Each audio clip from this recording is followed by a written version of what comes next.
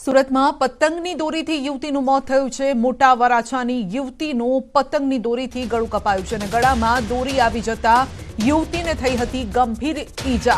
પુલના ઢાળ નજીક યુવતીનું ગળું કપાયું છે। સારવાર દરમિયાન યુવતી અંતિમ શ્વાસ લીધા છે।